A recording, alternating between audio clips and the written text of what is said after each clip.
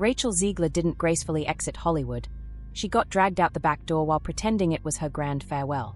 Now she's pushing a fantasy that walking away from film was her own decision, that she chose theater over movies. No, Rachel, you didn't choose theater. Theater was just the last venue that hadn't slammed its doors on you yet.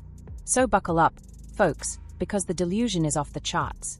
And who else would be at the center of this PR spinfest than Rachel Zegler herself? That's right, she's back, just not in Hollywood. That chapter's apparently over. According to her, she's returning to her roots, to the stage, to the art, to the theater. Supposedly, this was her plan all along. Really? Look, I've seen some wild revisionist history in Hollywood, but this one might take the cake. You don't bomb a $200 million Disney film, wreck multiple franchises, become the internet's favorite punching bag for a full year, and then say, you know what? This was always the dream. It was totally my decision. I've just missed singing on a balcony in London. Sure, Rachel. Let's just say what everyone's already thinking. Rachel Zegler didn't leave Hollywood. Hollywood left her.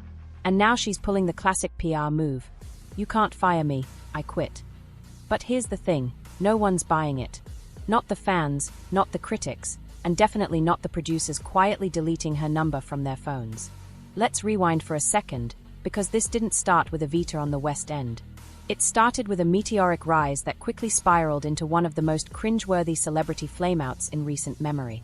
Rachel Zegler first burst onto the scene with West Side Story, Steven Spielberg's big-budget musical remake. Risky genre, sure, but she had talent, a decent voice, and she even took home a Golden Globe. Good for her. What she didn't take home was a box office hit. Despite all the press, the Spielberg name, and the hype, the movie flopped hard. Millions down the drain. Still, Hollywood loves a comeback, right? Then came the Oscars controversy. The film was nominated, but instead of being grateful, Zegler jumped online to complain that she wasn't invited. Full-blown social media tantrum. The internet's response. A collective. Wait, who even is this, and why is she acting like a diva already? She really thought she deserved a seat at the Oscars just because her movie got nominated. The entitlement was off the charts. Like, nobody even knew your name 3 months ago, and now you're demanding red carpet treatment? Fast forward to Shazam, Fury of the Gods. A total mess of a movie. Zegler played an immortal teenager who had a thing for high schoolers. Yeah, it was as creepy as it sounds. The film flopped so hard, people couldn't even muster the energy to hate it. And while she claimed she took the role out of passion, she later admitted she just did it for the paycheck. Oops. Then came The Ballad of Songbirds and Snakes. With the Hunger Games brand behind it, you'd think it was a guaranteed hit. And sure, it made money, but it was the worst performing entry in the entire franchise. The magic was gone. Audiences had moved on. And with Zegler leading the charge, nothing about it clicked. Her image was already damaged, her interviews increasingly arrogant, and public interest flatlining. Which brings us to the main event, Snow White. Disney's would-be billion-dollar blockbuster. A live-action remake of one of the most beloved classics ever made. And who did they cast as the face of this nostalgic, family-canted film? Rachel Zegler, the actress who, in every single interview, trashed the original. Let's just pause there. Imagine you're Disney. You're pouring $200 million into a film built on childhood nostalgia.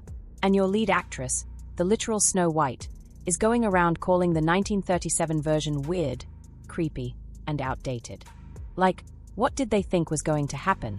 She called the prince a stalker. She insisted Snow White doesn't need saving.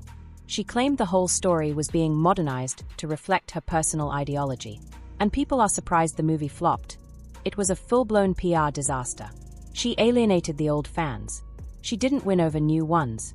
And just when you thought it couldn't get worse, right in the middle of the film's promo rollout, she tweeted Free Palestine using the official Disney Snow White trailer as her platform.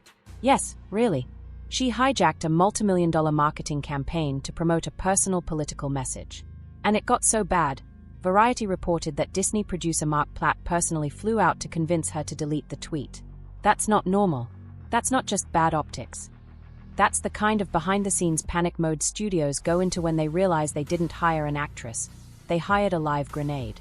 So now, after the flops, the meltdowns, the arrogant interviews, and the PR landmines, Rachel Zegler wants us to believe that she chose to leave Hollywood. That she woke up one morning, looked at her IMDb page, which at this point resembles a digital dumpster fire, and said, "You know what? I miss the stage."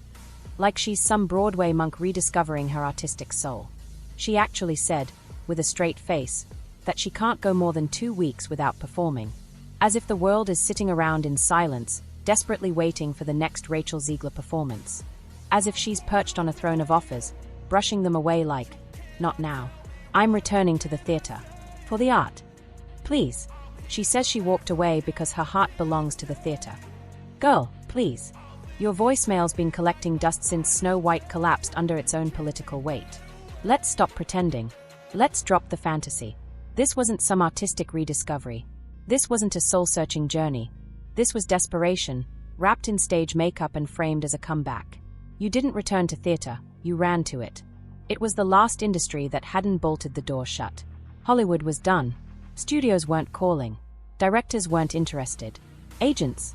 Silent. Your name wasn't a draw anymore. It was a risk. Your quotes were liabilities. Your face wasn't the golden girl of West Side Story anymore. It was a meme. A punchline. A cautionary tale tossed around in studio meetings with phrases like, "Let's not pull a Zegler." And yet here she is, now starring as Eva Peron in London's West End. The role of a lifetime. A powerful, iconic character in one of the most globally celebrated musicals ever written. And what does she do with it? She turns it into an Instagram stunt. Instead of performing Don't Cry for Me Argentina center stage, under the lights, for the people who paid to be there, she walks outside. She physically leaves the theater.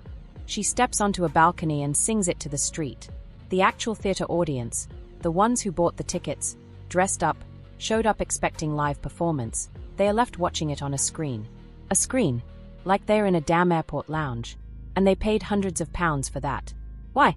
Because Rachel Zegler decided the experience needed to be reimagined.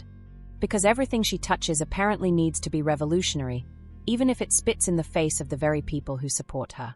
She ruins what people loved in the first place, even if it means trampling over the very heart of theater, intimacy, immediacy, connection. But that's not enough for Rachel Zegler. She doesn't just want to perform, she needs the street crowd, the Taika moment, the viral clip. It's not about the role. It's never been about the role. It's about optics. It's about the performance around the performance. The narrative. And speaking of narrative, cue the next phase, the fake humility tour. The carefully scripted interviews. The misunderstood artist routine. Now she's out here saying her heart has no boundaries. That she has limitless compassion. That she refuses to be silenced. Really? This, coming from the same person who once said, "I hope Trump and his supporters never know peace." And now she's out here playing spiritual humanitarian? Spare me. You don't get to preach compassion while drawing a moral line through half the country. You don't get to scream tolerance while wishing suffering on millions. That's not empathy.